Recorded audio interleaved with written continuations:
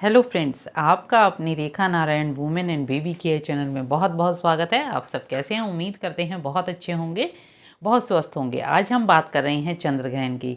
साल का पहला चंद्र ग्रहण 5 मई शुक्रवार को लगने वाला है और ये खास होता है गर्भवती स्त्रियों के लिए। उनको विशेष ध्यान रखना चाहिए और उनको क्या ध्यान रखना चाहिए, किस तरीके से ध्यान रखना चाहिए, एक विशेष चीज़ आज हम उनके लिए लेकर आए हैं जो हमने भी अपनाई थी और वो आज हम आपको बता भी रहे हैं।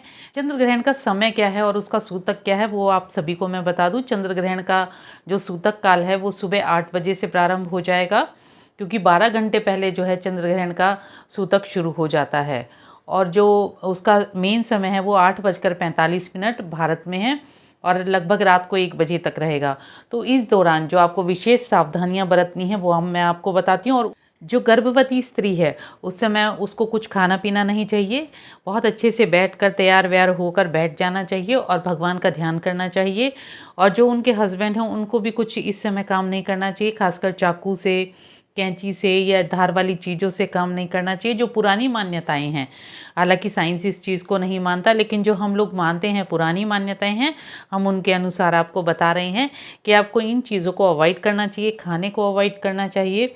और जो इस समय आप सूट पहनने हैं या कपड़े जो भी आपने पहने हैं उनको ग्रहण काल समाप्त होने के बाद स्नान करके उन कपड़ों को किसी को दे देना चाहिए। वो कपड़े दोबारा आपको यूज़ नहीं करने हैं।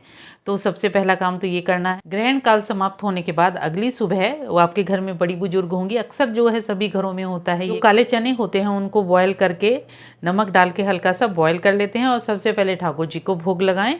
जब आप भोग लगाते हैं तो उनसे प्रार्थना भी करते हैं कि जैसे ये दाने खिले खिले हैं ऐसे मेरे बच्चे के सारे अंग खिले खिले हों और बहुत अच्छे से जो बच्चा हो। इसके अलावा जो हमने एक चीज़ की थी वो आज मैं आपको बता रही हूँ।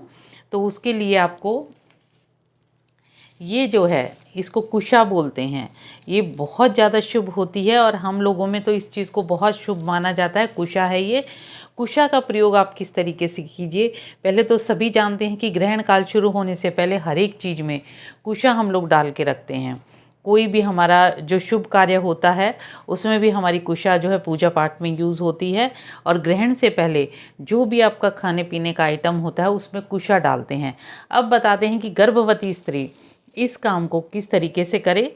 गर्भवती स्त्री इसका छोटा सा पीस लेकर 2 जगह उसको रखना है, तो ग्रहण का जो असर होता है वो बिल्कुल भी नहीं होगा और इससे आप पूरी तरह से बचे रहेंगे। ये बहुत इजीली मिल जाती है। आप जो पूजा पाठ की दुकान होती है उस पर आप अगर पता करते हैं तो कुशा जो है बहुत आसानी से मिल जाती है।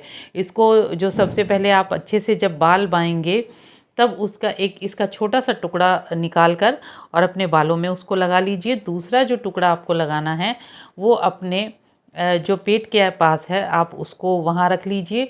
तो ये जो कहते हैं पुरानी मान्यताएं हैं कि ग्रहण काल का जो असर होता है, जो ग्रहण गहता है जिसको कहते हैं, वो इस चीज़ से जो है पूरी तरह आपको बचा के रखता है। तो आपको कुशा का प्रयोग ज़रूर करना चाहिए। हालांकि तुलसी दल भी खाने में डालते हैं, लेकिन जो गर्भवती स्त्री होती है उसके लिए कुशा का प्रयोग करना बहुत ज़रूरी है, बहुत कंपलसरी है। एक बाउल में जो है गेहूं ले लीजिए, उसमें 5 या 10 का सिक्का डाल दीजिए और जो गर्भवती स्त्री है उसके गर्भ पे और उसके हाथ से उसको छुआ दीजिए। तो जो ग्रहण का दुष्प्रभाव है वो बच्चे पर और आप पर नहीं पड़ेगा। तो आपको तो एक तो गेहूं वाला प्रयोग करना है और एक ये कुशा वाला प्रयोग करना है। तो आपको आज की जानकारी कैसी लगी मुझे कमेंट सेक्शन में बताएं। जो भी चैनल पर नए हैं जल्दी से चैनल को सब्सक्राइब कीजिए, बेल आइकन जरूर दबाएं ताकि सबसे पहले जो है नोटिफिकेशन आपको मिल सके। थैंक